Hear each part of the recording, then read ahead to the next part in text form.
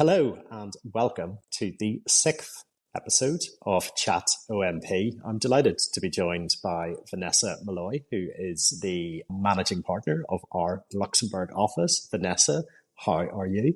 I'm well. And you, William? Are you doing well? I am, thank you. I'm good, thank you. I'm always reassured when there's such an Irish name opposite me, Vanessa, and I know you've got Irish background in your family, so this should go swimmingly. What could possibly go wrong? So we have 5 questions, the usual ones, so we will go through them in order, as is tradition. So Vanessa, how did you end up offshore? And give us just a little bit of sketch of your career to date. Thank you, William. So like most expats in Luxembourg, I decided to come to Luxembourg because it's in the heart of Europe.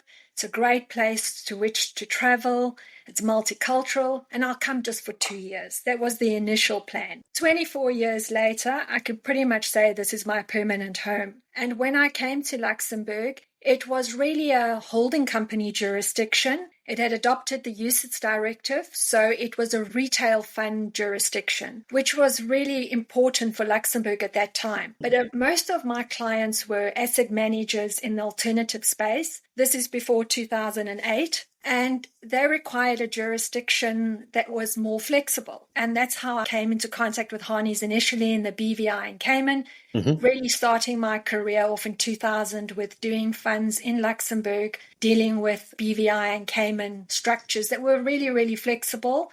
Obviously, things changed in 2008.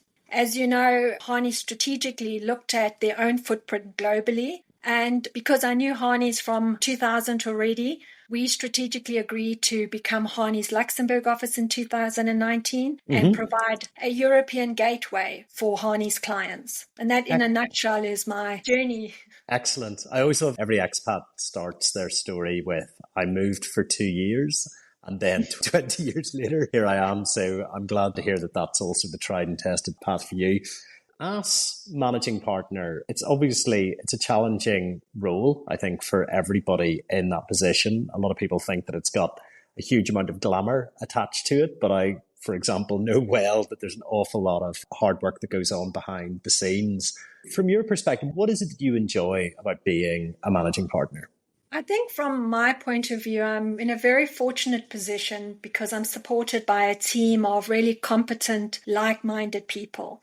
And we really have been given a basis that Harnies has provided for us. The thing that's really interesting in Luxembourg is that we have over 7 different cultures, over 7 different types of languages being spoken, but we all have a commonality.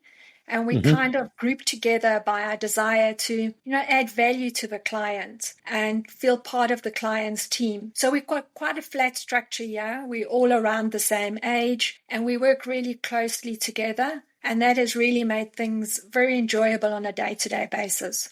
Excellent. And I suppose you've kind of touched on this before in terms of sketching out why Luxembourg is such an important jurisdiction. I suppose just kind of expanding on that slightly, given its geographical kind of fulcrum position that it has, can you just kind of expand a little bit more on that piece?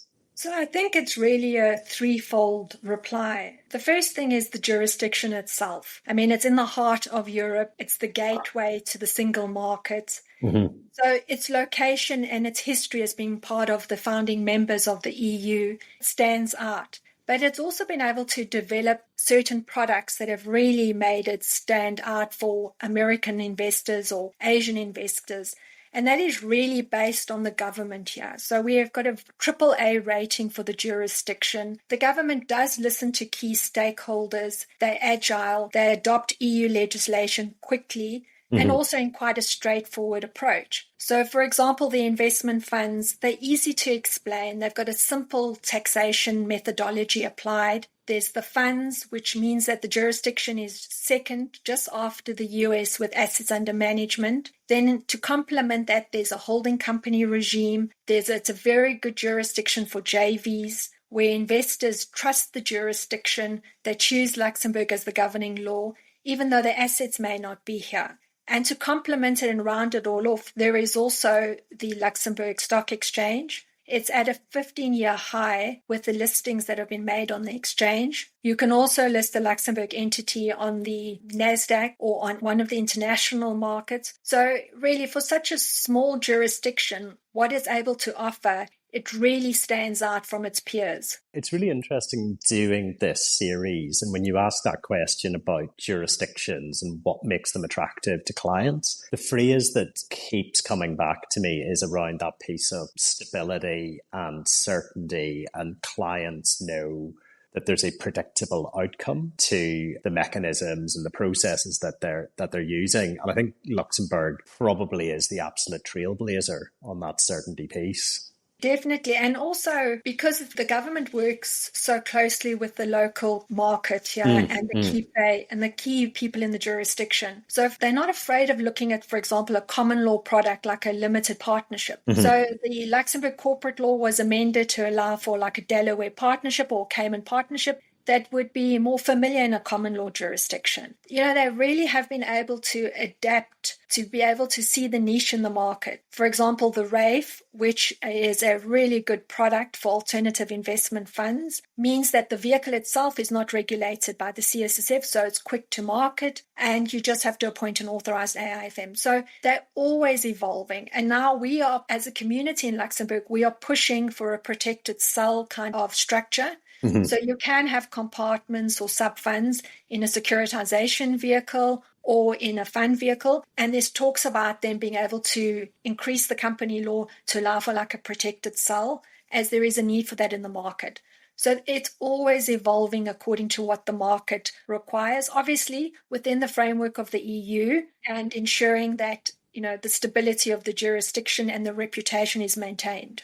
I mean, I think it would be a crying shame if a smaller jurisdiction can't harvest the views of the stakeholders who are actually promoting the jurisdiction on a regular basis. So that's really interesting. It's also one of the few countries that Ireland fancies themselves as beating in the football, which is actually a very rare thing for Ireland right now.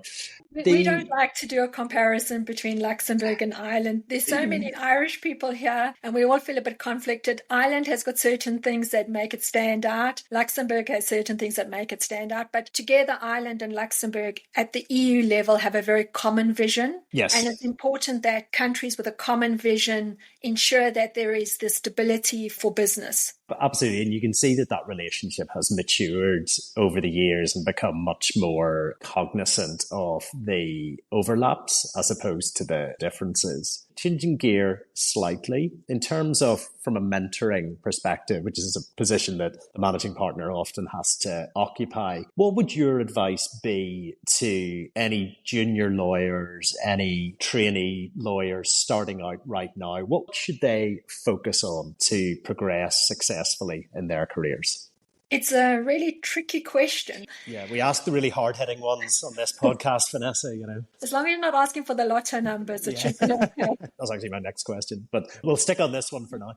For me, it's really a question of understanding you're going to work for a long time, and law is such a good basis for anything that you're going to do. If you're interested in the corporate side of law, understanding accountancy, reading a balance sheet, doing the journal entries, and I think more and more understanding basic coding. Contracts are going to be negotiated on the blockchain. So all that technological overlay. But ultimately, it comes down to working side by side with your clients. So developing some skills in how to really understand what your client's doing and to become a business partner, because ultimately everything is still based on relationships and an understanding of what somebody's looking for and what they need, and how you as an individual can fill that gap, which is quite a difficult skill to have, to take the law and interpret it. And, here's your 5 bullet points of exactly how we can help you.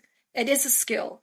Absolutely. I think it's really interesting as well that you immediately focus on that you are a service provider. And I think that a lot of people starting out in law forget that, and they're attracted to the TV's perception of what it is to be a lawyer, but you're a service provider. You are acting in the client's best interests. It's never you first, it's the client. And I think as well, your point around why it is a great career is that it teaches you core skills around business of how to communicate, how to read a balance sheet, how to be organized. So I think all of that's really important.